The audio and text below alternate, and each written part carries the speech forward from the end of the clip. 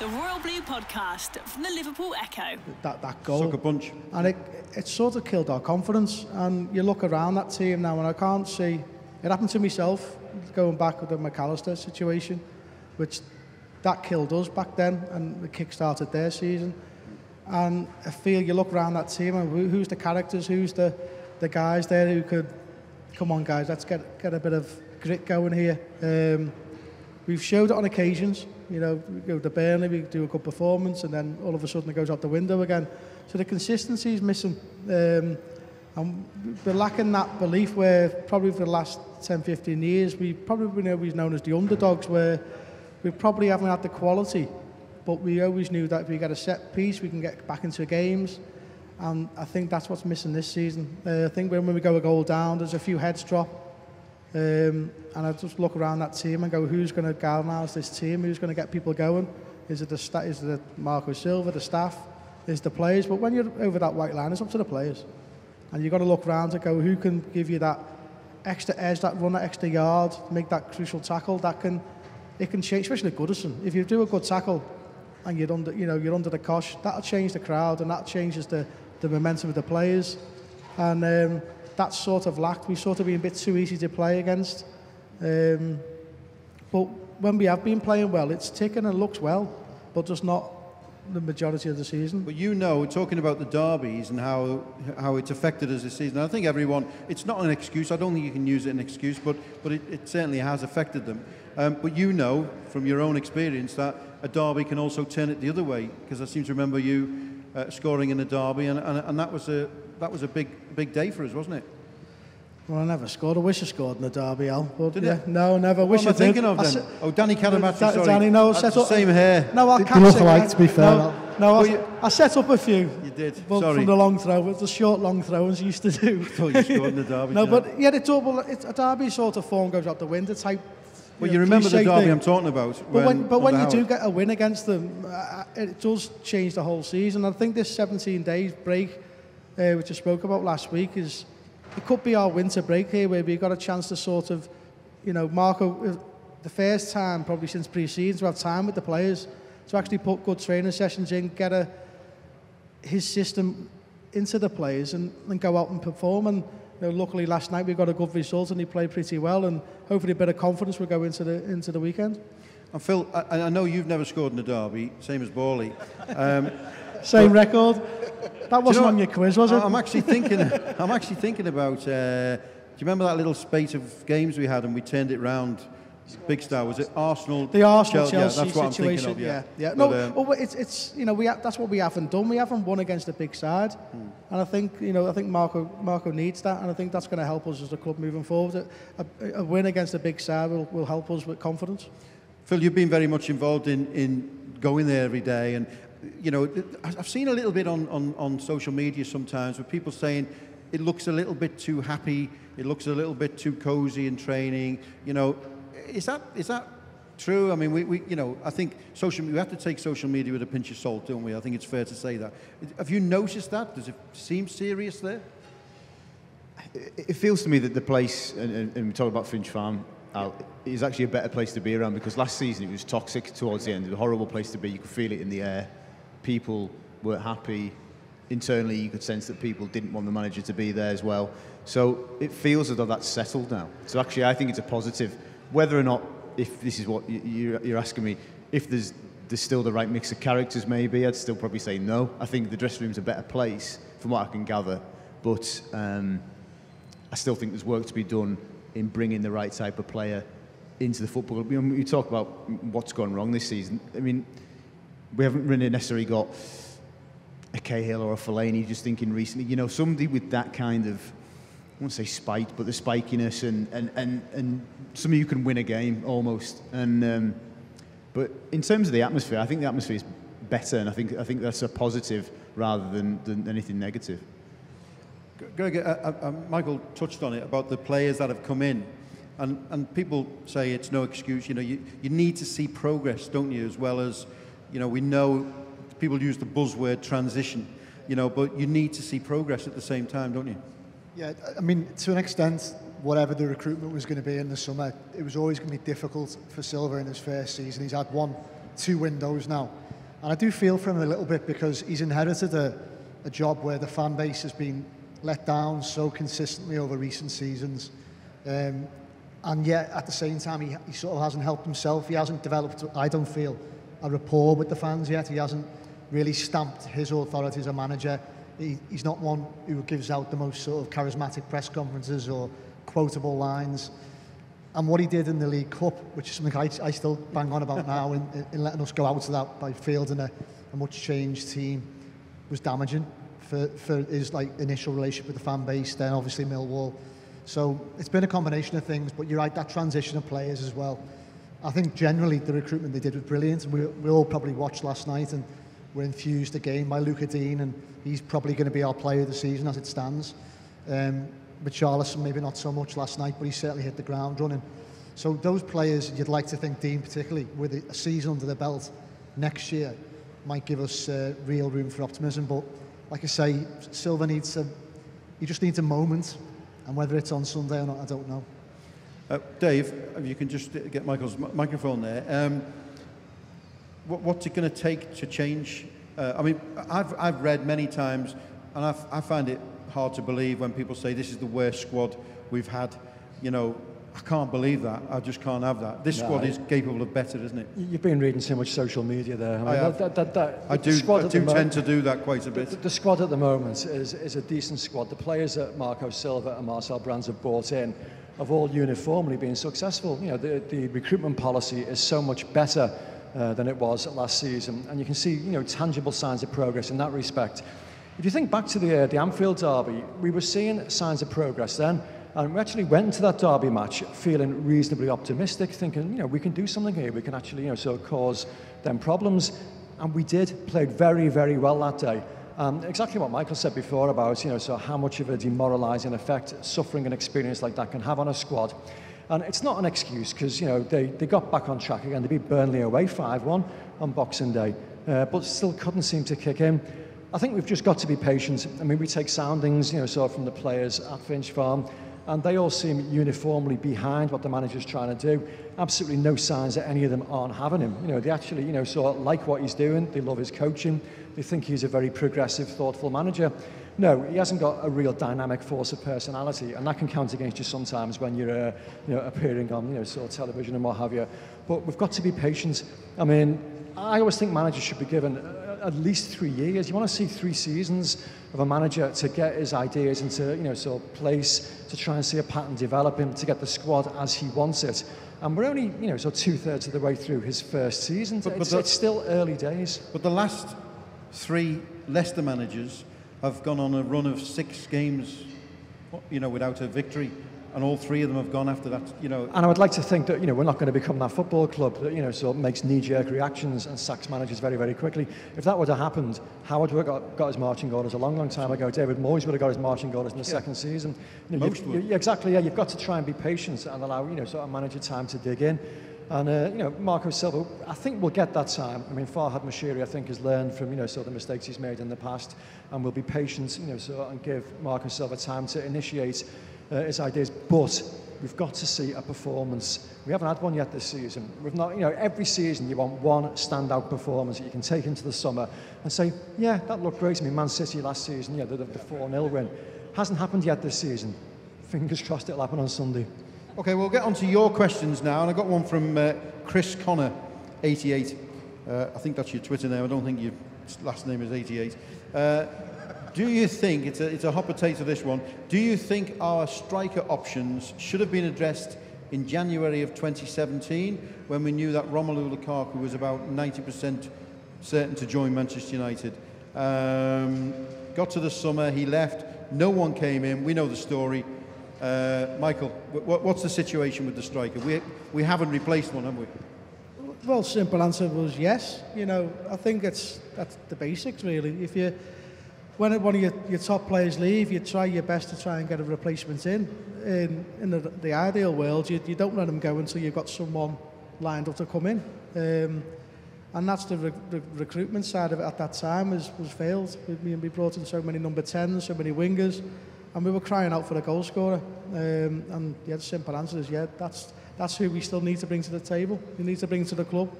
You think that's still a problem, Phil?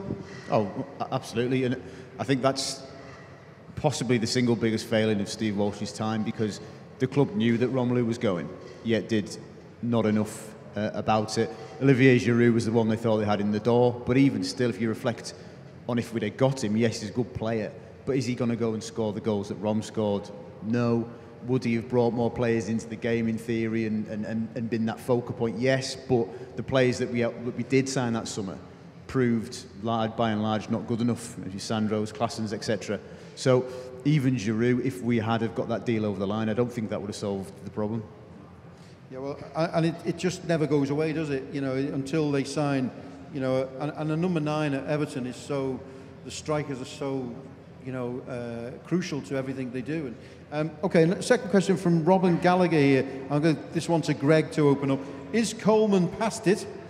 And if so, do we trust in Kenny to go into the, or do we need to go into the transfer market? Sorry about that one, Greg, but I mean, it's something which is being said at the moment. Yeah, I mean, and I think it's, personally, I think it's a bit unfair, but... Well, it's been spoken about pretty much all season, hasn't it? There's no getting away from the fact that his performance levels haven't been at the standard we'd expect from him. And it's certainly not a lack of application or attitude. You can always guarantee that. Is he past it? I don't think you can definitively say he's finished, but he's getting towards the back end of his career. And you've got to be assessing, I would have thought, for next season, a right-sided Luca Dean equivalent to come in. I like John Joe Kenny a lot as a right-back. I'm not convinced what I've seen so far that he's the answer to go straight in start of next season and be our first choice right-back. But I think if Coleman can somehow produce more moments like he did for the first goal last night, that's something you associated with him at his very best. But unfortunately, and he hasn't been helped by the right side generally, which has been poor. He's either had a player who sometimes goes hiding in front of him, like Walcott sometimes, or he's, you know, it's chopped and changed, and that's been difficult. But a very waffly conclusion to this is, yeah, I think they do need to look at replacing him in the summer. That's fair enough. Yeah, one for you, Michael. What is Everton's best centre-back partnership? And you can't have Tom and Jerry, even though we know we've got one of them. No, but what is that? Because we've seen what, Keane. Yeah, we've had a Zuma. mixture, and it's been difficult to say. You know, Yeri showed promise early on, and then you think, would you trust him in the derby? You know, I'm not so sure. The centre-back pairing yesterday, they done a job. Cardiff were playing a bit of long ball, putting us under pressure, and we dealt with it. Jags' leadership. We've got a difficult game coming at the weekend. I'll stick with them. You know, if I was one of them two players and I wasn't playing at the weekend, I'd be very unhappy. You stick with the centre-back from I'll stick on them until something happens, yes. Because I think it's fair to say, isn't it, that Zuma and Keane went through a real purple patch, didn't they? They nothing got past them for a good few months, Phil. Zuma's the best centre-half at the football club as far as I'm concerned. And I think he has to come straight back in on Sunday. I think Jags found a rhythm that suited him last night, but he was nervous for 25 minutes, understandably, and he was, you know, and he was rusty. I think he just played it safe, and I totally understand why, and he got through the game and unscathed. But I can't see any other option than to bring Zuma back in, because he's the most dynamic, powerful, he's the most aggressive centre-half we've got, and we're not aggressive enough as a team, and I think he's what is needed. It's a shame Mina hasn't been fit, because I actually think one of his best performances this season was at Anfield. I actually thought, we've got a player here. But obviously he's had his issues since, but I think Zuma's got to play. David, you know, zonal marking, you know, we can't go past talking about centre halves without talking about zonal marking. And I don't know about you, and you're sort of not quite as old as me, but you're getting there. You're catching me up, and I just look back, and I don't know whether anyone else thinks this, but I look back, I look at these games and these centre halves and the way it goes wrong, and I think, I can't imagine Dave Watson standing somewhere where he isn't attacking the ball. You know, I remember a great story of Dave Watson talking about Craig Short in a derby, and Craig Short had been battered by Titi Kamara, I think it was, and Shorty's legs had gone and he couldn't stand up, you know, and he was wobbling everywhere, and he pleaded to Waggy, he said, you know, I can't stand up, and Waggy just said, keep dancing, lad, and get going, you know, but you know, and that's the sort of, I can't believe that a defender wouldn't just go, sod what the manager thinks, I need to be there and I need to challenge that ball. I don't see that. I have not seen that. No, I think the players do need to take a lot more responsibility than they are at the moment. I mean, the Everton team in the 1980s, the most successful team we've all seen, used zonal marking and used it very, very successfully. We challenged Marco Silva after the Millwall game about, so what had gone wrong and why he persists with it. And he went into admirable detail as to exactly what was going on. And he turned it around on me. He goes, okay, what went wrong with that first goal? And so I was trying to remember it in my head. He goes, who lost the first header? And I was trying to think, I can't remember. It was Yerry Mina. And he said, we put him there on that area to man mark their number 5 because we know he's the tallest man on the pitch and he would attack the ball there. So he was given that responsibility and he failed. So the guy won that header. He goes, what happened next? The second ball. Someone's got to react to the second ball. Who reacted? No one reacted. I also tried to maybe point the finger at Jordan Pickford because he stepped off the line and went back a little bit.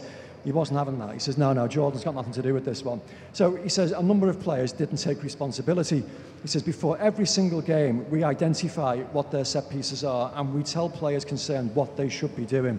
And he also challenged the fact it was at corners I was talking about, or free kicks. He says, because we do something different. He goes, corners are zonal. He goes, free kicks from wide areas is a mixture, it's like a hybrid of some man-to-man, some zonal. So they clearly are, being given the correct coaching. They clearly are being told what they should be doing, so at set pieces. But clearly not enough people are doing it consistently, well enough. And I think the players have got to take responsibility. And it's all very well pointing at the coach and saying, yeah, all right, zonal marking to blame again, change it, go man-to-man. But, if the players are being told what they should be doing and they are consistently failing, I think they've got to hold their hands up a little bit more as well. So clearly there's an issue, and it hasn't been addressed yet. We've had a little spell where we haven't conceded a goal from a set piece, but it's not been going on often enough all season. Michael, did you ever ignore a manager's instructions at all? On the pitch I'm talking about now. Well, it wasn't the managers yet. It was the physio, the Coventry game, the famous Coventry game. Yeah. Oh yeah. Yeah, I got a nice little slap and a punch and say you're coming off. And yeah, that went down well. But then Howard looked at me and said, "What's up with you?" And he said, "He's told me to come off." And he said, "Get back on, son." Yeah. And then obviously, yeah, we got the result we needed and we stayed on. But I missed out on the celebration, the changing rooms, because the doctor and the physio had me by the neck in the medical office. So, and I come out with crutches and tablets and so that. But sometimes, as a player, you've got to take responsibility, and I think that's what, at the moment, we're looking round. You can see the players looking, and they're not taking responsibility enough. There's been too many easy goals from set pieces. You can play in zonal marking, but at the end of the day, when zonal marking, you're going to got a couple of yards space to look after. And if you get a player that runs in that space and headers it, that's your fault. So they need to have a look at themselves as well. Well, and we thought Kepa was the first, didn't we? Anyway, okay, let's have a look at this one. And this is about really what we do looking ahead in the summer. And maybe we'll start with you, Phil, on this one. Do you think Everton should look to buy tactically, and financially in the summer, or just go for at least one big name, one big marquee signing to try and get the feel-good factor back? My reading of the situation is the idea of a marquee signing, which was something that Farhad wanted. You remember that, Greg, in that first summer. That was almost his goal. Find the marquee signing, money's no object, we'll bankroll this. I think that's gone, to be honest. I think Marcel Brands is far too shrewd and smart, too much in control of what we're doing now to be splashing the cash on a name. I think Farhad even mentioned it at the GM in January, that younger players is going to be the order of the day, who might command a hefty fee but will be on relatively modest wages. And trying to sign, because he mentioned, Farhad mentioned how the difficulty in replacing Rom and replacing Stones, how we'd have to go and pay 250 grand a week and spend 150 million quid on these players. It's just not going to happen. That's not the reality anymore. What we'll see in the summer is a continuation of trying to slash the wage bill. I mean, 145 million quid is ridiculous, really, isn't it, when you think about what we've got for that. So that will continue, streamlining the squad, and I think we'll see. I think the pattern of the summer just gone will probably maintain this summer. We'll target players who are at the top clubs, at Barcelona's, etc., but have perhaps fallen down the pecking order. Luca Dean's a great example, I think.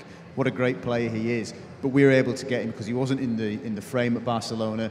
We've offered him the right deal. We've offered him that stepping stone, if you like. And I know we don't want to hear that, but unfortunately that's where we are at the minute. We're almost a club that's going to regenerate careers, and ultimately, you know, Luke Dean, if he continues, won't be here forever. In 18 months' time, he'll probably go, but that's going to be the process for us to start clawing back. That has to be part of the business plan, I think.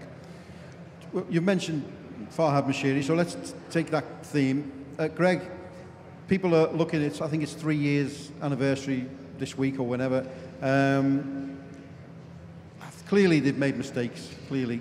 Do you think we've lost, as a club, do you think we've lost a bit of that stability in the way the club is run? Do you think we're a little bit more maverick now because we've got money and we were always, although we never had the money, there was a stability about Everton?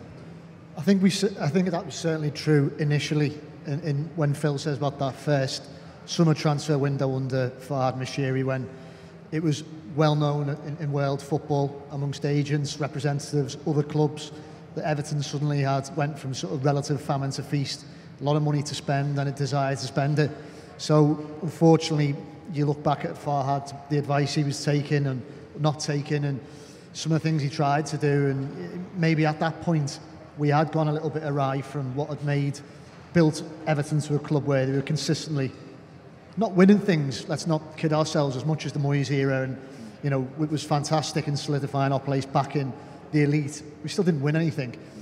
So maybe it was always going to be a natural transition when you get a rich benefactor. And I think the likes of City and Chelsea probably had similarly sort of truncated and painful learning curves. But with City especially, because the vast resource that basically the state that owns City has, they can probably offset more of those losses, whereas, as Phil hinted there, as much as Moshiri is a billionaire and he's willing to, as he's shown, back us massively, only up to a certain point. He wants the club to be sustainable as well. Yeah. And it's so, not the model he's looking at, is it? No, it's not. We're not going to be another Man City. It's not the Man City where they just kept throwing. I mean, I watched the whole 10 years of Manchester City, and it was literally just throwing money after money until they got it right, and they did. You know. Yeah, and of course they didn't have to build a stadium as well. So I think the one thing that me and Phil were chatting about this in the week when we were reflecting on his anniversary, for the mistakes he's made, the huge tangible success so far is the progress we've made in a new stadium. It's been long overdue. None of us want to leave Goodison Park, but we acknowledge that we've got the right place to go on the banks of the Mersey, and hopefully in the summer we'll see maybe some properly not leaked plans of what our next home might be like, and we can go from there. Okay, and I've got a little bit of a light-hearted question now. I'm not sure who it's from. I'll start it off. Which past player would you want back at the club at their peak? I'm going for Michael Ball. Bally, that's because we've bought you a drink before, wasn't it? I just want you to score in the derby. What, in all fairness, who would you bring back, Michael? Maybe from your time or at their peak? Who would be the most impact player now? It's a tough one, isn't it? And the other three have got time to think of this. Brett Angel, someone shouted down here. Get out. Sorry. I think we've stumped him. Yeah, I've struggled. Yeah, but it's the player that we're missing right now is to come in and change a game. Is people like Duncan when we need a header, or Kale when we need a goal. It's that type of player we're missing. The winners, the true mental winners who are there. Who, you know, when you're under the cosh and you're getting beat, they're the ones who turn up and get you that goal to get back into the game. It's that type of player we need back. So you're going for Duncan? I'll go Ferguson. for Duncan Ferguson. Okay, Dave. It's an easy answer, to be honest, and he's out there in the Premier League, Romelu Lukaku. I know it wouldn't be popular, 100%, player who scored the most Premier League goals for Everton, who's clearly what the club is crying out for, a focal point at the top, a player who's consistently available, he's very rarely injured. You could argue he's probably, you know, sort of fractionally better player now than he was when he left Everton. Would he be welcomed back? Probably not, given the circumstances in which he left. You know, but he's just. Do you think he is the same player now? I mean, do you think when you look at him now, I don't know about everyone else, people feel he's got too much bulk on him? I don't know. Is he the same mentally same player now as he was when he was with Everton? We don't know. He's obviously had to be a lot more disciplined and play a slightly different game, so at Old Trafford. But I still remember the excitement, so when I saw him for the first time and his home debut against Newcastle, and I just thought, wow, what have we got here? And, he was just so strong, so powerful, so direct. And he won so many games, so on his own. The kind of player you were talking about, Bowley, a player that can change the course of a game just with, one goal out of nothing. Yeah, his touch isn't great, so his hold of play can be a little bit erratic at times. But he's absolutely what Everton needs at the moment. And, so I'd be delighted to see him back. Greg? Can I have a few? You can have one. You can't have Bowley or Lukaku. All right, fair enough. I think I watched how John Stones has flourished at City, and I really do think that we had a very, very special central defender there. And maybe not the one who'd come back and make a huge difference now, but I wish I could, I wish he hadn't have gone so early. Mikel Arteta was one of my favourite players to watch before the injury. Even when he was playing out wide, he had full-backs, twisted blood. He could one of the finest midfielders I've watched. But I've got to go for the obvious, and it's Tim Cahill. When you talk about some of the things we've lacked this season, we've all said resilience, attitude, leaders, the ability to run through brick walls, if you'll excuse the stereotype and cliche rather. Cahill was all of those things. Yeah, he wasn't the silkiest of skilled footballers, but he could do it when it mattered. He always had an opinion. He was spiky. Sometimes sometimes me and Dave are on the end of that. Let's not go down that road. But he was a leader in every sense and a character in the dressing room, and we know how much we lack them at the moment. So mine would be Cahill. Phil? I was going to say Cahill. You can if you want. I think Greg articulated it well. I think Rom's a good point. I think he was underappreciated. I think, personally, I don't think I appreciated him enough while he was here, but on reflection. But for somebody different, I would say Felly. Somebody who would impact now. Felly he made impact on games, didn't he? And, talking about impacting on football matches, that was the one thing that the criticism I was level at Ross Barkley. I think he had so much talent, but would never impact and influence games enough for me for what he had. But something like Fellaini just would make stuff happen. He'd be a nuisance. It had a bit of an edge about him, and I just think that we haven't got that. And Marcel said to me before Christmas about if it was up to him, he'd fill the squad with the team, with 11 Sigurdssons because he loves a technical player. But he's savvy enough to realise that there has to be this kind of blend. And he talked about characters, and I'm hopeful that in the summer we might find that type of player. Obviously, has to be of the requisite quality, but somebody who's got just something about them and a bit nasty, and as I say, can make changes in games and win your matches. Okay, well, mine. I was joking about Bowley, by the way, before, in case anyone was confused with that. But mine would definitely be Big Bob Latchford, because I think with Richarlison and Lookman and people like that now, I think Bob Latchford would score a hatful of goals in today's game. I'd probably take him back as he is now, never mind, because he certainly looks a lot fitter now than he ever did. Next question from somebody. Do you think the players understand how big the club is, and are the club failing to instill this belief into the new players of recent years? There doesn't appear to be a widespread belief throughout the club of how big the club they're playing for is. Is that a fair enough argument? Who wants to come in on that one first? Sounds like a thesis, this, isn't it? Rather than yeah. I understand the question. Because did you feel it as a player? Did you understand that? Leaving the club and going elsewhere and seeing how other people look at us, yeah, I do understand it. Right. Because we're not winning stuff, because we're not challenging in Europe, because we're not in Champions League, we all know, because we're all Blues, how big the club is. But these are young kids, and they've never seen Everton being successful. So they have that mentality of, why would I want to go there? They look at the bigger picture. I remember signing for PSV, and Aruna Kone signed in the same week. In his first press conference to say, welcome, I'm here, I said, made up to be a PSV, a big club, and I want to be successful. He basically went, well, I'm here for a little bit. This is my stepping stone. I want to go and play for Man United. And AC Milan and Man United. Yeah. I looked at him and thought, what's he doing? Wasn't a good one, that, was it? Okay, PSV is that type of club, though. That's the Dutch way. They build players up to move on, and they cash in, and that's where Marcel Brands He's going to bring to us that we need. We're not going to be top of the tree straight away. He's going to find these players who want to bring in and develop, but who are also very talented right now to take us that next level.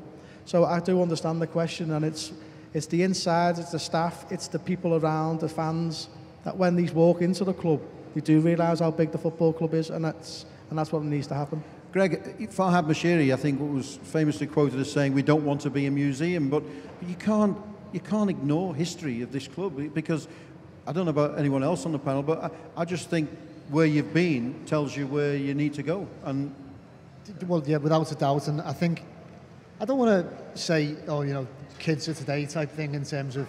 I know Michael has a lot to do with young up and coming players now in terms of finding the next talent, but you are getting a generation of young lads who don't know Everton as you just said, as this successful club that's been, you know, a giant in Europe and in the domestic.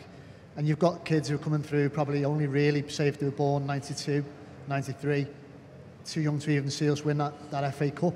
And that's fans as well, sadly, but, you know, players, and to impress upon them. I think players like Phil Neville, even though they played at United, probably got it. Cahill obviously got it, you know, but it might be that extra challenge now to make these young talents coming through realise, and I know Everton's very good at that traditionally, you know, it's always been part of the education when you get to Finch Farm or Belfield as it was. You've got your Jimmy Sages and Lumsdens and everyone around them who lives and breathes the club. They'll try and fill in those gaps. But I would suggest it's getting harder and harder to do. David, are we a little bit, you know, do we look through rose-tinted glasses, especially those older ones, you know? Do we need to get real, as they say? No, not really, because, you know, the size of a football club is a very, very difficult thing to assess. You know, so how do you describe a big football club? And, you know, you can say the amount of honours won, you can say, you know, so how much they spend on players. To me, it's generally about the support base and, you know, and history. And Everton has routinely had big crowds, 40-odd thousand turning up every week. And, you know, so you tend to get, you know, so mocked a little bit because, you know, so I haven't won a trophy for so long, therefore how can you consider yourselves a big club? Well, it's absolute bollocks. I mean, it's all to do with, you know, so how many people support that football club, you know, so what they've won in the past. Everton is a huge football club, and it's possibly, you know, so only when you do step outside a little bit, you realise it. When players come to Everton Football Club, it can take a long time for them to settle down because they suddenly realise, you know, so wow, you know, so this is a lot different to, you know, so what I was expecting. I was with Joe Parkey when he arrived, you know, so from Wigan Athletic. And he said he just couldn't believe, you know, so what kind of football club he'd walked into. And you hear it so many times. When Jimmy Gabriel took over as caretaker manager that time, and he described it as like being behind the helm of Battlestar Galactica. He said he just couldn't, you know, so believe it. Everton's a huge football club, and, you know, to actually have the world at large understanding that, you know, so you've got to start performing on the pitch and start getting into the Champions League, which is what Farhad Moshiri wants to do. He's made that his mission, and, you know, he's made mistakes along the way. But, you know, so I wouldn't say it's never going to happen. Phil, I remember when Thomas Gravesen joined Everton, and I was left. Everyone was in Italy, Il Ciocco, and I was left at Belfield to meet him and to make sure he was okay because he was getting on a plane to go. So I wanted to do a quick interview for Club Call with him, and I said, Thomas, what do you know about Everton? You know, and he said, I know they have the greatest goal scorer in the world, Dean Dickinson. And I thought, yeah, okay, well, we'll start with that one. But Phil, do the players today, do they know the history? Do they know about Dixie Dean? Do they know about, you know, Joe Royal and Peter Reid and Sharpie and all these names? I'd love the answer to be yes, but I think the answer's no, isn't it? I think there's certain players who want to try and understand the club. There's certain players who will ask questions and take an interest, if you like. I think some players, as is the modern footballer, just live sheltered lives, training, into training, out to training, don't live in the city, don't live near the city. You know, there's not that sort of daily contact, if you like, that would be that reminder. But look, I don't want to tar them all with the same brush, but, you know, unfortunately, there isn't perhaps that romantic kind of investment, if you like, in the football club per se. And is that all clubs? You know, it's not necessarily. I don't think Everton, it's just us. I think it's modern football, isn't it? But, you know, there are certain players you get the impression want to kind of understand, want to be able to understand what the supporters are feeling, want to be aware of the take a gauge of the temperature and the feel of what's going on outside of the four walls at Finch Farm. Okay, we'll move on to the next question, and it's an interesting one actually. We've got a couple of players on loan at the moment, as we know. If you could only sign one of Andre Gomez or Kurt Zouma this morning, so I don't know when that came in, but anyway, if you could only sign one of those, which one would you go for? We'll start with you, Greg, I think. I would say Gomez, because I think Zouma's, I agree with Phil, he's been a really good loan signing. Not exceptional. He's a decent top 7 or 8 Premier League centre-back, and I know they don't grow on trees, but I think he's replaceable in a way that probably what Gomez brings to Everton's midfield isn't. And albeit he's had a slump in form in the last few weeks and months, but the way he started, certainly, the class he has, able in the transition to turn defence into attack, his range of passing, and we haven't seen it enough, but the goal he scored at Goodison Park recently, he's definitely got that in his locker. So I would have thought for me he would have been the priority to get on board permanently. David, Gomez, Zouma, which one are you going for? Echo that entirely. I'm a sucker for Gomez. He's got something that Everton don't already have in that midfield area. Kurt Zouma, very, very good player, but equally there also are players at the football club that could do, so what he does maybe as effectively. Andre Gomez always looks for a forward pass. You watch his passing, it's very rarely sideways. It's always penetrating, it's always positive. He's so comfortable in possession. Getting the balance right alongside him in midfield is the most difficult thing to do. Minimum and Guy look okay at times, but so Gomez all day long. So trying to bring that quality of football into the football club is very, very difficult to do. Michael, what are you going for? Yeah, exactly the same. You notice when they put that blue shirt on and you see someone with that little bit of spark, a bit of difference that you haven't seen for a long time. It doesn't happen much, and early on Gomez had that quality and had that shine, and you can see his ability straight away. And you've got to remember, he come back from a long injury and he missed pre-season. He had a lot of catching up to do, and he still produced them performances. So with a good pre-season behind him, fully fit, hopefully we'll see the best one for many years. Okay, got a quite simple question now. Quite simple question. How long has Silva got? Straight to the point. Whoever said that, straight to the point. How long has Silva got? Well, you've got to give him credit, because I was very shocked and very, very surprised at that lineup yesterday, and it was a very brave move for him. Because if that went pear-shaped and Sunday goes pear-shaped, I think a lot of people would be calling for his head. But he's made a decision. It worked. We've got to score 3 goals, clean sheet.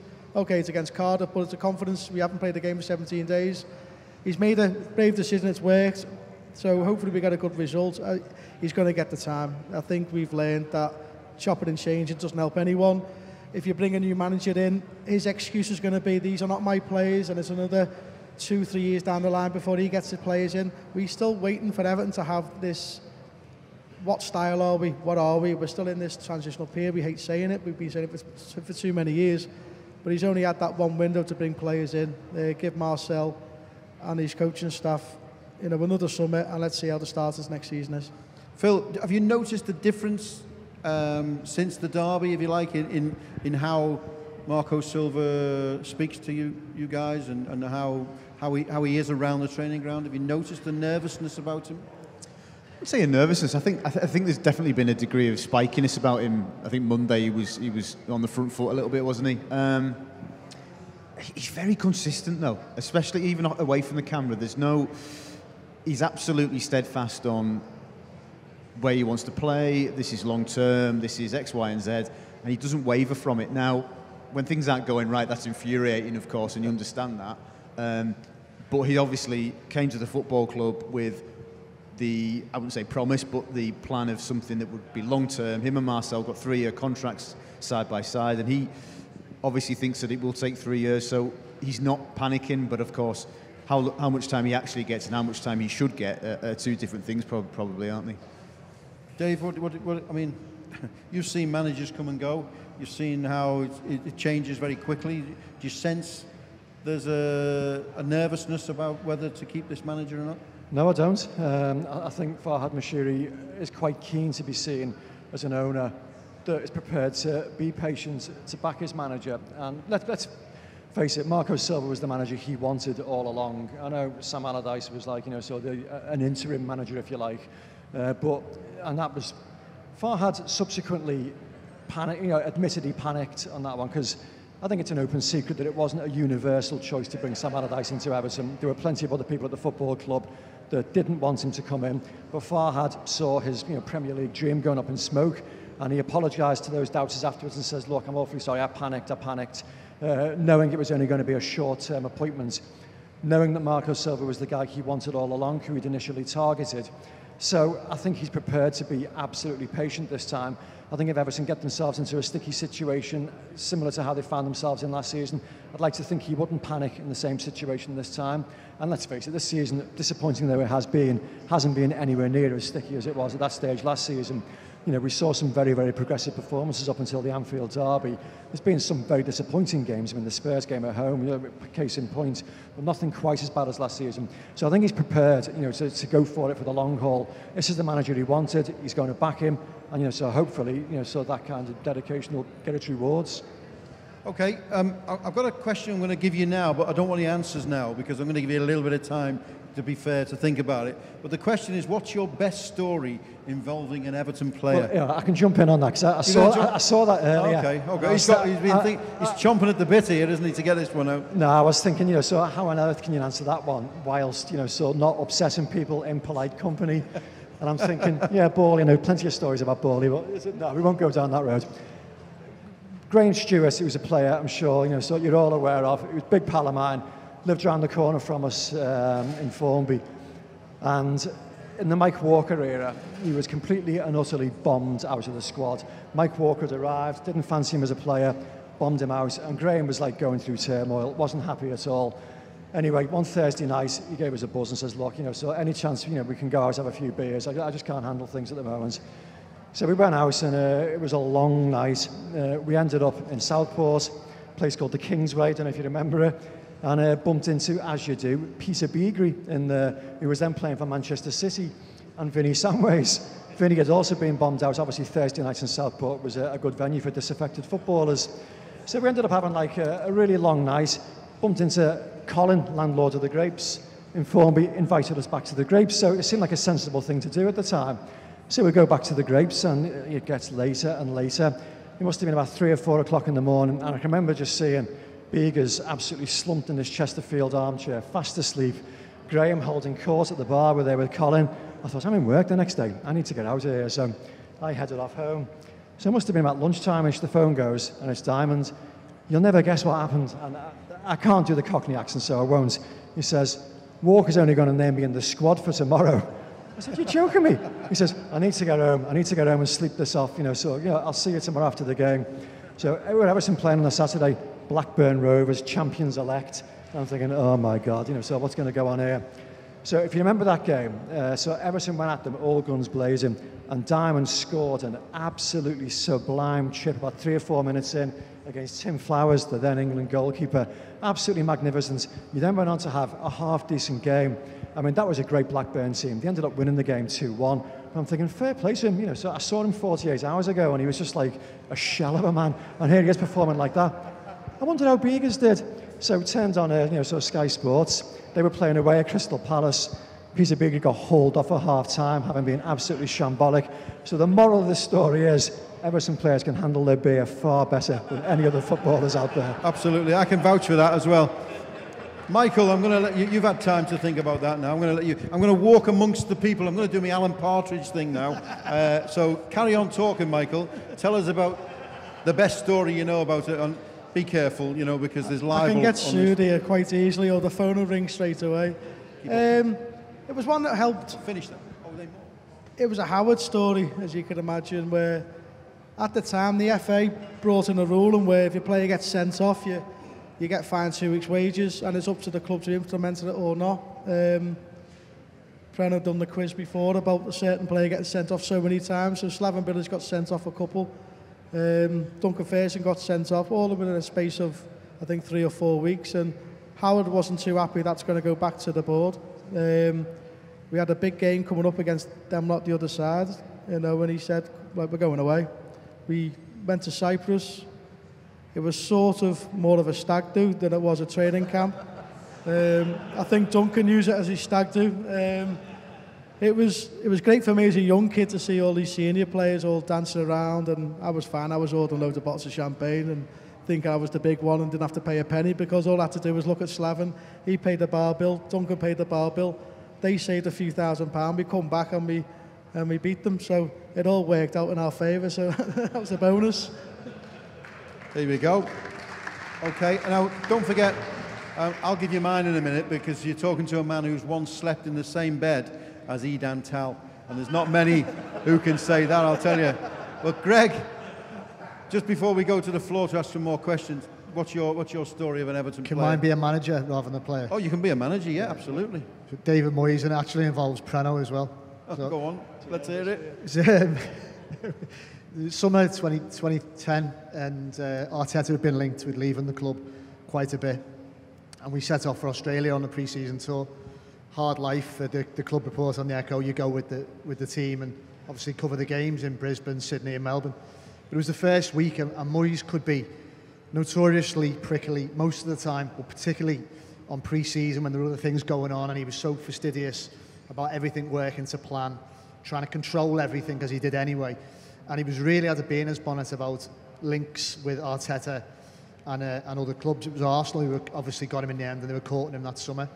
So this press conference on the first day, turn up still half jet lagged in Sydney in the Olympic Park, and I'd spoken to Prenno, and he said, you know, we'd been warned beforehand, don't ask about Arteta because you won't get an answer. Told Prenno that. He said that's fine, I understand that from, you know, the national media if they want to ask back home, but there weren't many media there from England, so I didn't ask. It goes ahead. Anyway, next minute Prenno thought we better at least acknowledge as the English representatives that, you know, it was off the agenda.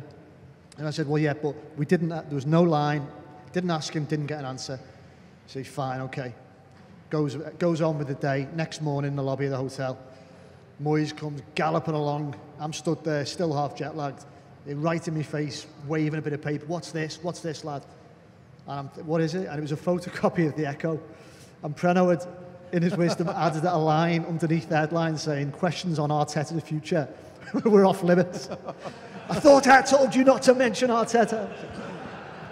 Yeah, nice one, Dave. Yep. So he said, that's it, get away, don't want to see you for the rest of the week. So I'm sat there in Sydney for the Echo. As you do. Covering Everton.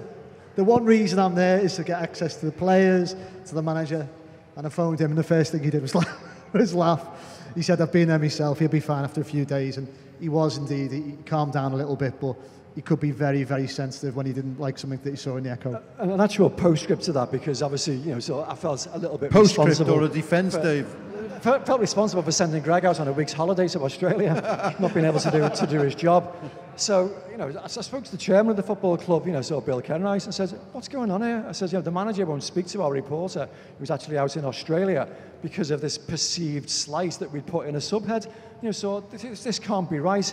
And I won't do Bill's voice because no one can do it, but son, just ring him and say you're sorry. I said, but I've got nothing to say sorry for. No, what can he say if you say, I am sincerely sorry, David?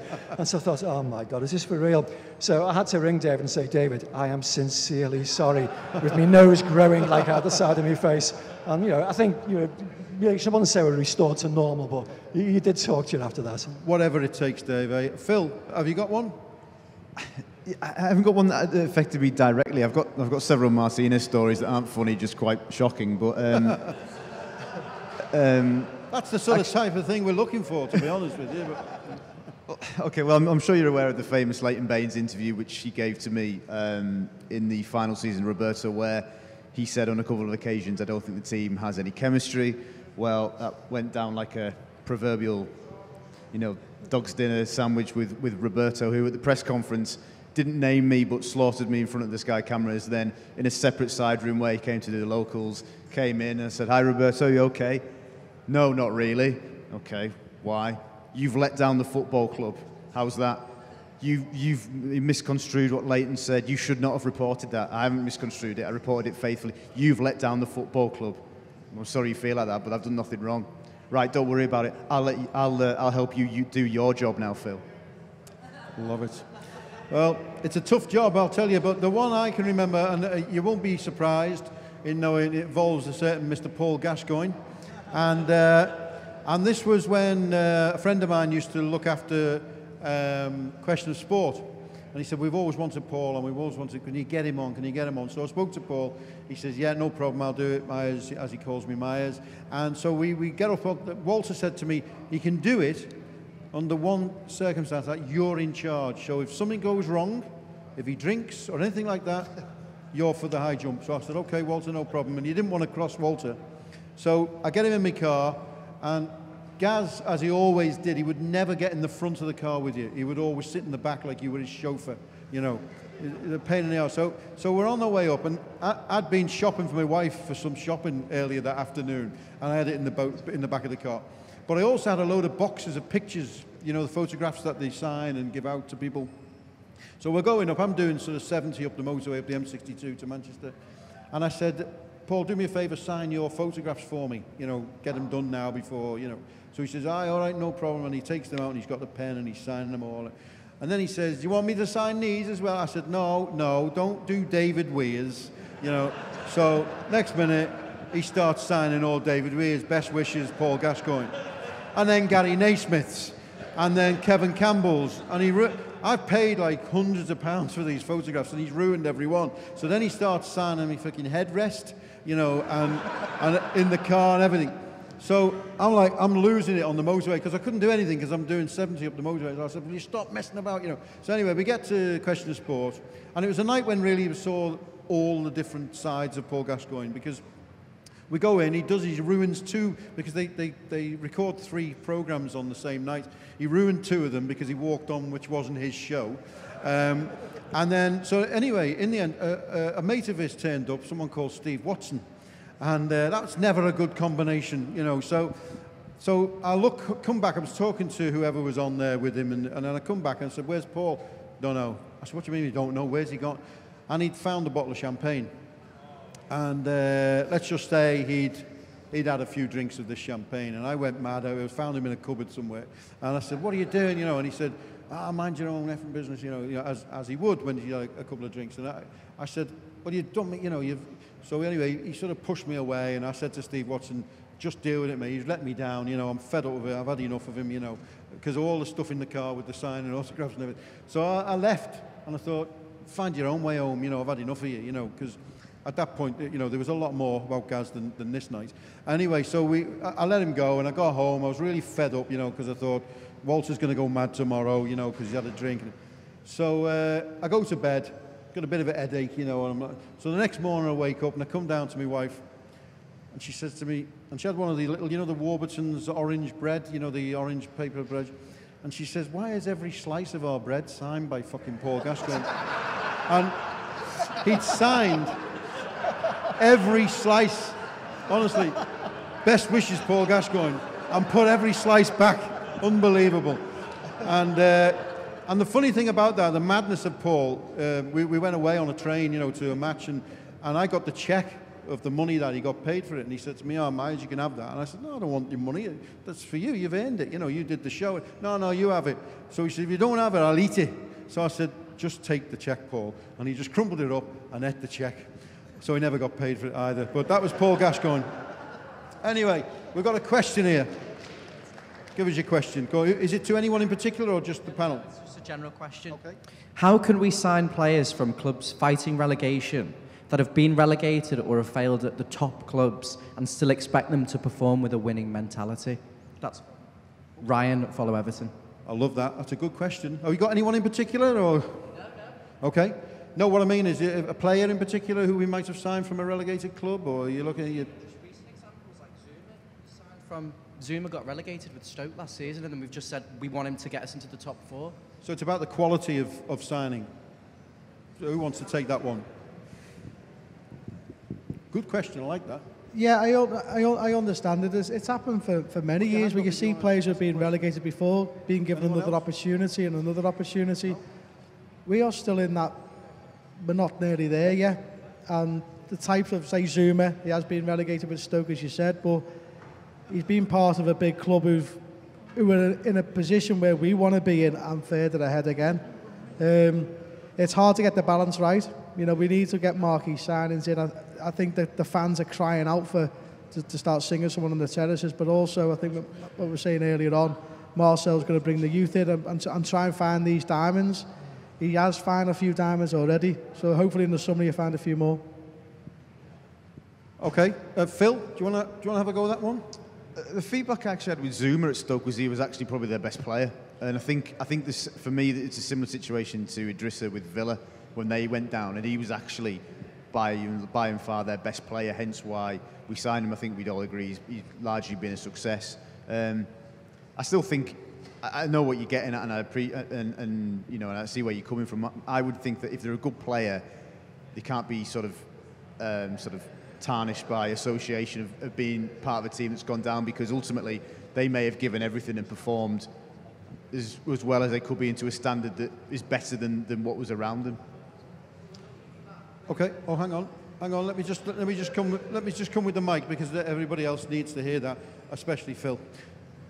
I know, but we're trying to establish a winning mentality, which we haven't had for years. So Zuma's won a League Cup, I think, hasn't he? Okay, didn't know that. But there's many examples, and even players we've signed from Barcelona, we're giving them ridiculous salaries and saying, well, you can come here, you don't have to do as well there. And we're still, you know, trying to get them. Look at Mina, he's not really delivered what we thought so far. I know he's had injuries, but still not at that level when he has played, in my opinion. By the way, if you want to ask a question, put your hands up and I'll come and get you. We'll start on this one. Just a quick question. Everyone talks about after the derby, confidence going down. I think the two home games after that against Newcastle and Watford, they were both winnable games, and I came out of both games thinking, why weren't the players confident? Why weren't they up for those two games? After that derby, I know it was disappointing to lose it in the manner we did, but those home games for me were the turning point. Michael, is there not a case, you know, it's a gentleman saying, is there not a case to think, right, we need to put this right, the disappointment of the derby, we need to put this right? Yeah, 100%. But when you have a difficult result or a difficult performance or a result that hurts, the only way to get rid of it is get 3 points the following game. When there's a break and it lingers and it sort of gets in you, that's difficult. Sometimes it's happened to me where you've had a difficult result and there's an international break, and there's a couple of weeks before the game, and that simmers, and that mentality sort of simmers. We never had that. We had the game ready to bounce back, and we never. And I think the confidence after that game did kill the fellas, did kill the lads. And that's where I think we're missing that winning mentality that we're talking about. We're missing that leader to show a bit of fight and show a desire. These fans are good as going to turn up. That's what they want to see, minimum. And then we want to bring quality in to take us up that table. But the minimum requirements of Everton Football Club is to show that passion, that desire, and the fans will respond. Okay. Question here. I sort of think a lot of the games this season, I think it's been a really strange season, and a lot of games have literally just turned on a moment, like the derby, where who could have thought, you've never seen a goal like that before scored in Managerial football, have you? A weird little moment, and I think there's the massive frustration I see on Silva's face when he talks about individual mistakes and weird moments, and you just mentioned it, Michael. I think a major problem for years has been leadership. Jag's a good player, good servant. I don't think he's a real captain. You know, in the 80s, you had captains throughout the team. Who was the last great leader? Dave Watson, Barry Horne, you know, years ago. Who do you see in football now who feasibly we could bring in, who could be a leader in the middle of that park at centre half or central midfield and change it, you know? The modern day football is very, very hard to you know, and the best teams have it. You know, the Barcelona, Real Madrid, they have that spine. The Chelsea's have that spine with John Terry. We need to find someone. We need to find this spine. It's difficult when you see your captain's injured and chops and change. You see that armband go all around the team. It's not good to see. But it's sort of modern day football for some reason, and hopefully we'll find a spine soon, because I think that's what this football club's always lived off, and we need it. Greg, who's the leader out there? Who's going to come in and be a leader? I wish I knew. I only hope that that's something that is really high at the top of Brands' priority list in the summer, in terms of, you know, we mentioned jokingly about Moyes before and about how immaculate he was in terms of the preparation he did for bringing players into the club. And one thing that he always absolutely drilled down into to the nth degree was the personality and the character of players, and 99.9% of the time he got it right. And so I'd like to hope that Brands is looking similarly for people who can come in and obviously, like Phil said earlier, be of the requisite standard to move us forward, but also to lift that dressing room. And I think if we just jump back to your question earlier, I see what you're saying. Jordan Pickford, though, went down, didn't he?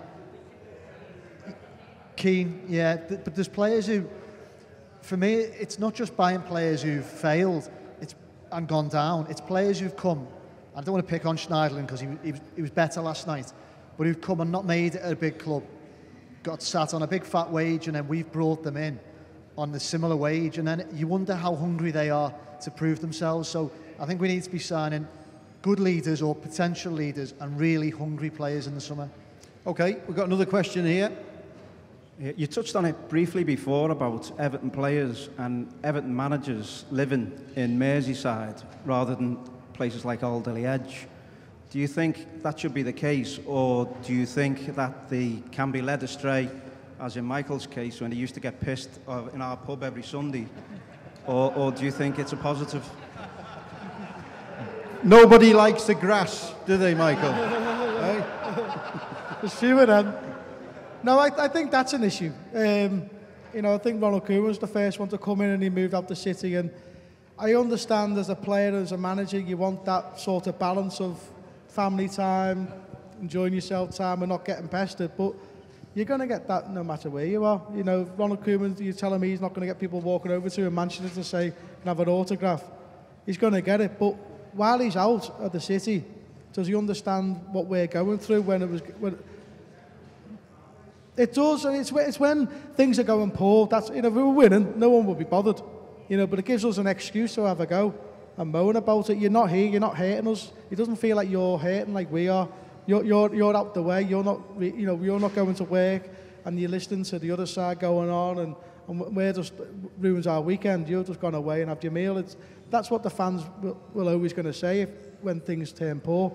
And I feel that moving forward, I think the club do need to look at it and go, I've looked at the other side. They all live in the area, and I think we need to look at that. It's an easy option for someone just to move out the way.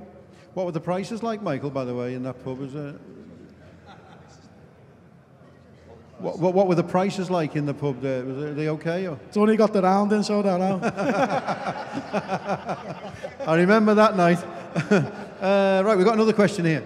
Our under-18s and under-23s are doing fabulous this season. Have we got any major stars coming through? Any major stars coming through? Dave or Phil might be, I don't know.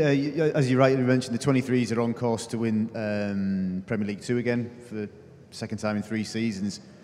There isn't really anybody pushing like there was in that crop with Kenny and Dowell. They're a younger 23s, if that makes sense. And there's too many of them look a couple of seasons, maybe 3 or 4 seasons away from being ready, if I'm being honest. There's plenty of talent there in the 18s and bridging the 23s now. Anthony Gordon looks like he's got something about him. He's somebody to keep an eye on. But as I say, that 23s team that Unzi's got at the minute, a lot of potential, but they're not ready in my opinion. Okay, got a question by the bar here. It might be what he wants to, because he's ordering a beer at the moment, but what's your question? It's a question to all 4 of them, really. Phil, Greg, Borley, Dave. Who's having the after party? Who's having the after party, that we want to know. Apparently... All back to Prenno's. The guy at the bar had a nice fully trip at the weekend. And there's a man with a pub over there. I know that. He can't get in. Just an interesting point there, though. An interesting point was about youngsters. Michael, you were young when you came into the side. Have we tried to bring in too many young players, do you think, in the last couple of years? Can you bring in 4 and 5? If they're good enough, yeah. But trying to find that mix and do that, what United done in '92, I don't think it's ever been done since. It's difficult. You're only going to get the wonders that, we see Wayne Rooney come in, he got his opportunity, he grabbed it, and you knew straight away he's going to be something special. There's not many of them, and whether there's a debate about this under-23 and reserve team football, I think I can see both sides of it. I can see the development side that still needs to happen, because even when you're 17, 18, you're still learning the game, but you're not going to learn it unless you're playing, and they need opportunity. With my time and this time now, there's teams now, youth systems buying players from all around the world. You not just have to be your best in your local area or the Northwest or whatever. It's all over the world. It's Europe, South America, and you're up against them. We always love to see a local guy to come in and put that shirt on and be proud, but it's more difficult now, and the opportunity with managers now, they've got to risk a lot to throw these youngsters in and just say, look, go ahead, see what you can do. And if they fail, the manager probably loses his job as well. But going back, I mean, Greg, I'll ask you this. Going back to the 80s, in the great side in the 80s, you didn't really see young players coming in. I mean, and I think apart from the Manchester United, famous kids, you don't see a lot of really, really top sides who are successful have more than one, maybe two youngsters. Yeah, I don't think that's a coincidence. And the United side of the kids that Bawley mentioned then was probably the exception. I'd be interested to know from Bawley, if I can. We've all seen Tom Davies go up and down since he's broken into the team, and I really hope that he can fulfil his potential in the way that Ross Barkley couldn't. But I wonder, the social media pressure on these young lads, as someone who was, albeit not positionally, but at Tom Davies and Ross Barkley, how do you think you would have coped with that scrutiny of Twitter and Instagram and everything you did getting scrutinised? I was lucky it wasn't it was out when I was at your place, when it was I mean, performance-wise, I understand every kick of the ball getting pulled apart. Well, it goes down from social media to back in my day. You look at your ratings in the paper and you're disappointed, and then you listen to your family, you listen to your friends around you. You know exactly what goes on, but then when you see it on, say, the social media situation, it must give that negative effect. When you looked at even Blue Kipper was back out in my day, you look at the reports then. Good ones you take it, bad ones you just go, right, I'll show you what you can do. But it's all about the character as the player itself. You're not going to be able to please everyone, but as long as you have a go and then hopefully your ability shines through, great. But as soon as you get some bad press, there's been bad press with the England team for many years, and as soon as that gets to you, you've got no chance. You've just got to be a strong character, and as soon as that's over that white line, it's up to you to have pride in your own performance. Phil, question for you, and I think you'll know what I mean. 52,000 or 62,000? We haven't spoke about it tonight, have we? I totally understand the idea that bigger's better, but my natural feeling is that 52 seems sensible. And if with safe standing, that yet to be seen, the leaked document sort of cast a little bit of doubt over that. If with safe standing it can be improved on the basis that the support is there, great. But for me, and the biggest thing about the whole move to Bramley-Moore is replicating and taking Goodison with us, not in pillars and obstructive views and all that nonsense and wooden seats, of course, but I mean what it means and the atmosphere, spirit, absolutely, and why it has become traditionally and historically such an advantage for us, and taking that to the waterfront. And if that means a smaller capacity initially, but as long as we fill it, that's the most important thing for me. Dave, you and I have both seen stadium promises and things come and go. How real do you think this one is? I'm as optimistic now as I've ever been. We've seen those failed, stadiums in the past, which never got anywhere near the stage that this one is at. And you can just tell from what's being said behind the scenes, from the messages that come out, that this is altogether more solid, more real. The club has been very, very cautious in their statements, understandably so, because of the expectation levels that have been built up in the past. But I think Phil would agree with me. We've not heard a single bit of negativity about this project at all. The consultation period was really well handled, and there's going to be another one of them. So planning is due at the end of this year. I know we've already seen sneak previews of some plans that so may or may not be what it will look like ultimately. But this is Farhad Moshiri's big dream. I mean, I know he wants a football team that's going to challenge and get into the Champions League, but building the stadium, I think, will be his ultimate legacy. And, that is something that, was a pipe dream, so only 10 years ago. And so that'll be a huge achievement of his. I am 100% confident. I don't have any shred of doubt in my mind. Maybe that could be proved to be hopelessly wrong, but I genuinely think that this is on the cusp of happening now. Michael, I remember being at Goodison, and I had to take a certain Mr. Ravanelli down to Belfield to show him around. And I don't know whether you ever remember him coming, and about to sign. It was at a Dave Watson testimonial, actually. And I remember getting to Belfield, and Howard, we had him in the car, and Howard ran upstairs and said to Mary, who was the chef there, in inverted commas, he said, "Mary, get the good cups out," Now, and that's a true story. Now, and that's where we were, that's what it was like. But how impressed can a footballer be with regards to a new stadium? How is that going to change what players come to this club and what players think of this club? Does it make a difference? Would it make a difference with you if you were signing for a big stadium club, if you like? No. But it's different mentality nowadays. The last 15, 20 years, you've seen training grounds all over the place. I went to Rangers, they had the fantastic training ground, but before then they never had one. They've enticed big players before without showing the famous training ground that they never existed. It doesn't really matter as a player. All you need is 2 goals, a bit of grass, and be successful. That's what your players want to be.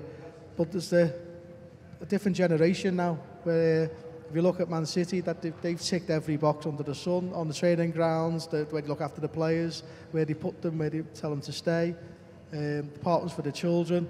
So if they've gone that way, well, that's a very expensive way. But do I want to leave Goodison Park? I wouldn't. I wish there was a way to change it. But to move forward, we do need a new ground. We need this fan base to grow. We need to pull money in, because we're in a difficult situation where many successful teams who have had money haven't had these barriers put in front of them. Back in the day, Blackburn come in and blew Man United out the water, couldn't contain it. Then Man United got back on top. Chelsea come in, took it to a whole new level. Then Man City come in and took it to a whole new level again. And now we've come with a billionaire owner we've been crying out for a long period of time. There's everyone in the Premier League's got money. Like Fulham spent over £100 million.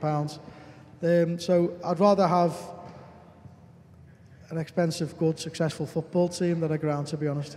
Well, I was going to say, Greg, you speak to a lot of the fans, you hear from a lot of the fans.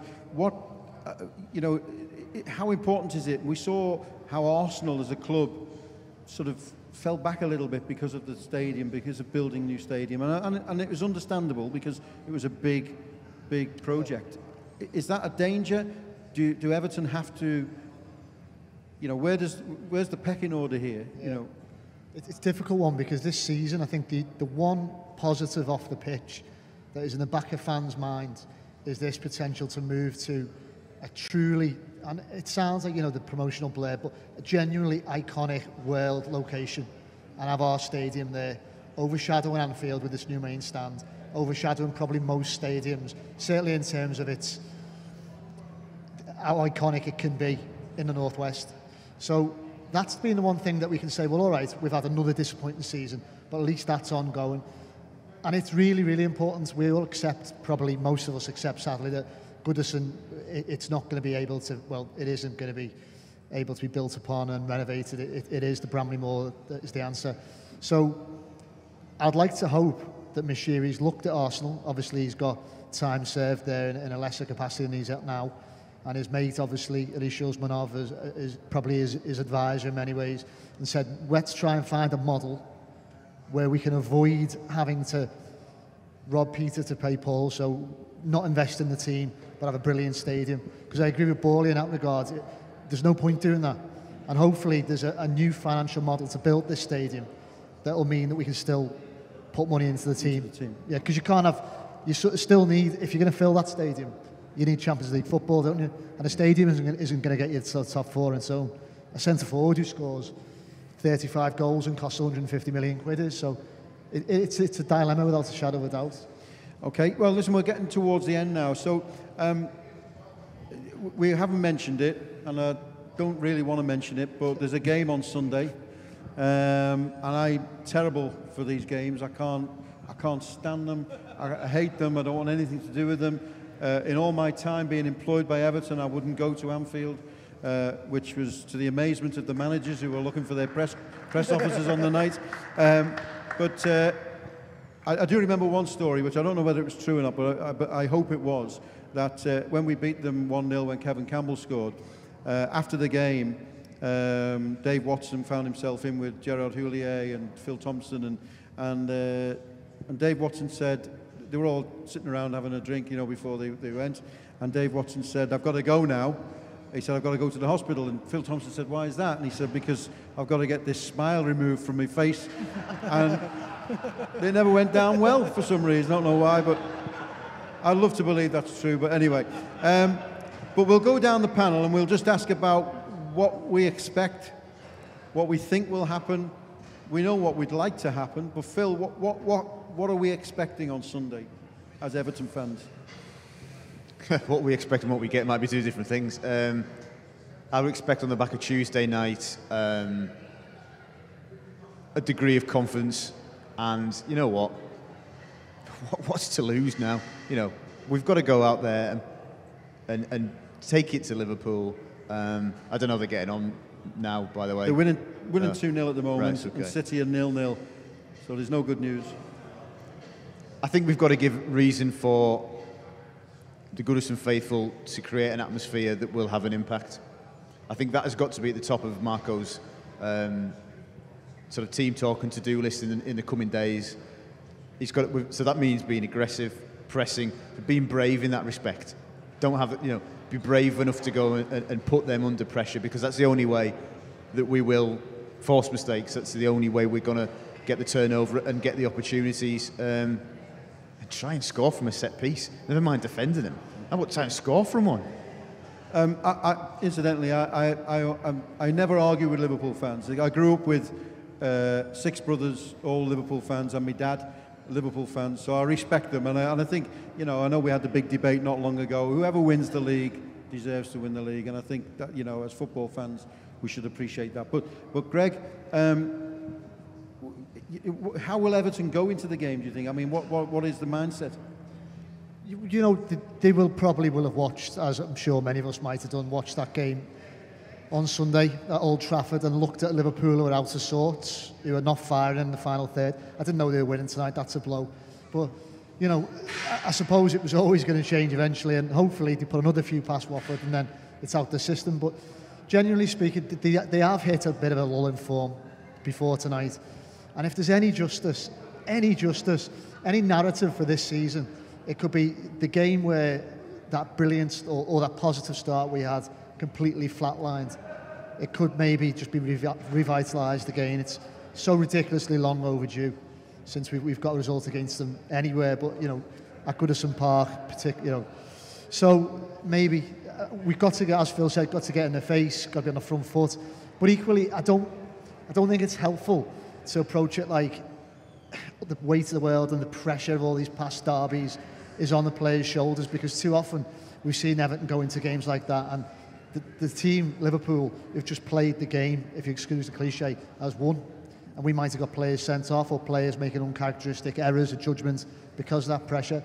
So I'd just like them to harness what they did on the South Wales yesterday, and hopefully finally get a bit of luck our way, whether it's in the first or the 96th minute, and get a result. Would I take a point? I don't think I would, because like Phil said, what do you got to lose? May as well just go for the win.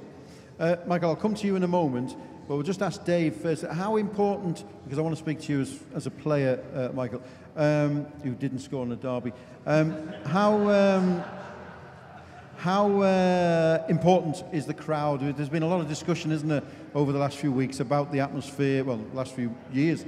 How important will the crowd be on Sunday? It's funny, I was just thinking then as you were coming down the line, and I thought the single most influential factor for me at the weekend could be us lot here, could be not us lot, because it'd be frowned upon in the press box to start, so shouting and bouncing about. Not the behaviour befitting. So the atmosphere, because Liverpool at the moment, great season though they've had, are showing signs of pressure. They're showing signs of tension, nervousness. So certainly at Anfield rather than away from home. But they are beginning to, sort of falter a little bit. The manager is acting erratically. So he's like, having rows with his captain. They're beginning to feel the pressure. And so if we can create an atmosphere that plays on that, sort of gets at them, just takes the pressure off us for a change, because we go into derbies with the weight of the world on our shoulders normally. Takes the pressure off us and puts it on them. That can make a big difference. It's a very, very fine dividing line, though, because if you create an atmosphere that is so incendiary, players lose their heads, and as has been said, start picking up silly yellow cards, silly red cards. That's counterproductive, and it's happened to us too many times in derby matches. So yes, the atmosphere has got to be electric, but equally the players have to also handle that atmosphere and play. But if Liverpool have weaknesses at the moment, it's in their mentality, and therefore we have to play on that, and the crowd can influence that. Okay, well, just final. City are winning now, are they? Good lad, City are leading now. Not that I'm bothered. Michael, last word really from you on the derby, because we know about how important, we know how maybe Everton have got to go into it confidently, but how, if you're Marco Silva, how do you set up for that derby? How do you beat Liverpool? As a player, you played against them. You'll know by when you play into a game, it's not normally once a season you played against a team twice, and you know against how you've got to deal with your opposition or against your rival. If say I'm left back, I'm against whoever's in front of me. You should figure them out by now. And majority of that last game we did. We just never got that look of the green and that desire. And I think what the panel just said is spot on. If the fans get going, that players get going, but keep that calmness and just believe in the ability. And I think the players would have learned from the last game. That was away from home, and we played like the home side at times. And I think he'll look back at that game and look at the positives in the game. Okay, we know the result and how it all happened, but the majority of that game we dominated the team, and who were in fine form then. Now they're under pressure. You can see little cracks here and there, and just don't let them off the hook. I think we've let a lot of teams, especially Goodison, off the hook at times when there's been a 5-10 minute sort of lull. We've sort of gone in lull as well. Take advantage of it, and it's all about the game's management and when to press and when to sort of calm it all down. Pickford's probably a prime example where Jordan's been, the majority of success since he come to the club, but a couple of derby games where he's from, he understands what the derby means. He's been a bit erratic at times, and that sort of put the fans a bit at ease, where he's doing wild kicks and putting them out to play. Hopefully he's learned and he's gained that experience. That a bit of calmness is probably what we'll need. Okay, well listen, I know it's been fascinating listening to the lads tonight, so let's just end this. Get a prediction off you, Phil, for Sunday. 0-0. 0-0. Why are you going for? After all that, let's go confident. Jeez. I'm just being honest. Yeah, that's all we want, a bit of honesty. Greg, what are you going for? I had to work with him for 5 years, by the way. Imagine that on a Monday morning. 2-1 Everton. 2-1 Everton. Finally, the luck's going to turn. Okay, Michael? Yeah, I go the same, 2-1. 2-1. That's what I'm hoping for, and I can see us doing it, to be honest. Dave? I'll stick with the positive vein. I'll go for 1-0, a very, very late goal from a set piece. Well, listen, it's been a good night. We've still got a bit of business to do with regards to the quiz and with regards to giving some vouchers out and all the rest of it, so don't move in your seats for the moment. But just for now, please put your hands together for the panel.